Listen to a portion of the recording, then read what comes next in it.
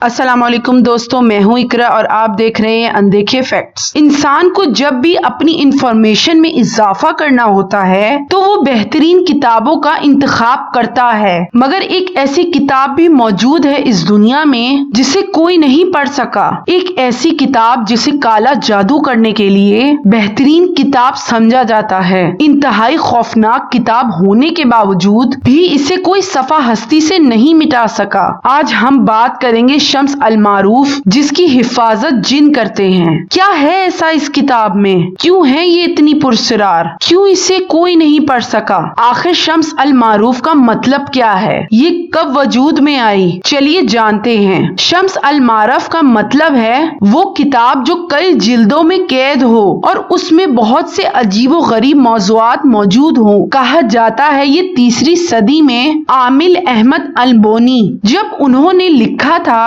تب یہ روحانیت سے بھرپور کتاب تھی اور اس میں شفا کے سوا کچھ نہ تھا۔ 1225 عیسوی میں ان کی وفات ہو جانے کے بعد جب کچھ عاملوں نے اس میں لکھے جانے والے روحانی عملیات پڑھے تو انہوں نے اس میں بہت سی تبدیلیاں کرنا شروع کر دی، جنوں پہ کیسے قبضہ کیا جا سکتا ہے یا ان سے کیسے ہم اپنا کام کروا سکتے ہیں، یہ سب بھی اس میں شامل کر دیا اور دیکھتے ہی دیکھتے یہ انتہائی پراسرار ہوتی چلی گئی اور مقبولیت بھی حاصل کرنے لگی۔ پھر تمام عرب کے شہروں نے اسے پابندی لگا دی، مگر تب بھی اسے نہ ہی پڑھنے والے بچتے اور نہ ہی اسے صفحہ ہستی سے مٹانے والے۔ جو کوئی بھی ایسا کرنے کی کوشش کرتا مشکلات کا شکار ہو جاتا۔ کچھ لوگوں کا تو یہ بھی ماننا ہے کہ اس میں تبدیلی کسی عامل نے نہیں کی بلکہ یہ کام شیطانی جنوں کا ہے، تبھی اس کی حفاظت بھی جن ہی کرتے ہیں۔ 6 صدی ہجری کی آخر میں یہ کتاب محمد بن علی بن زید کی تحویل میں تھی۔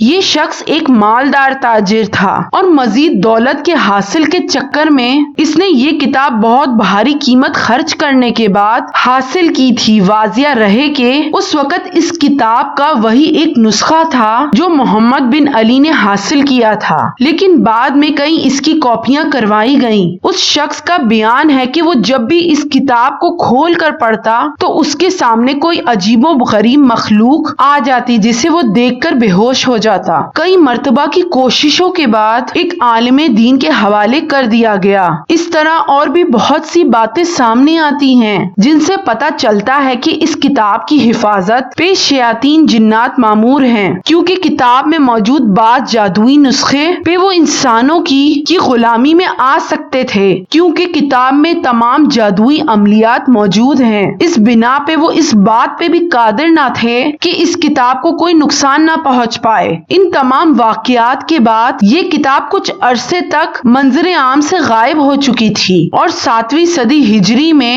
جب وہ ایک بار پھر منظر عام پہ آئی تو اس میں موجود مواد کو کچھ حد تک ختم کر دیا گیا تھا۔ اس کتاب میں جو پہلے وظائف موجود تھے وہ بھی تبدیل ہو چکے تھے، کرنے کا طریقہ بھی سب مختلف تھا، جیسے کسی نے ایک نئے انداز میں اسے لکھا ہو، مگر اس میں اب بھی بہت سے ایسے وظائف موجود ہیں جس کو پڑھنے والا اگر ایک عام انسان ہو اور عملیات کا ذرا برابر بھی اسے علم نہ ہو تو وہ فوری کسی بڑی مشکل کا حصہ بن جاتا ہے۔ لیکن حیرت کی بات تو یہ ہے ابھی تک اس بات کی وضاحت نہیں ہو سکی کہ اس کتاب کے کون سے حصے خطرناک ہیں جس کے پڑھتے ہی انسان مشکلات کا شکار ہو جاتا ہے، کیونکہ اب تک سامنے آنے والے واقعات میں ہر وہ شخص اپنے اوپر آنے والی مشکلات کے بعد یہ بات بھول جاتا ہے کہ وہ اس کتاب کے کس حصے کو پڑھ رہا تھا۔ مگر بہت سے علماء کا اس بات سے بہت اتفاق ہے کہ اس میں بہت سی روحانیت ہونے کے باوجود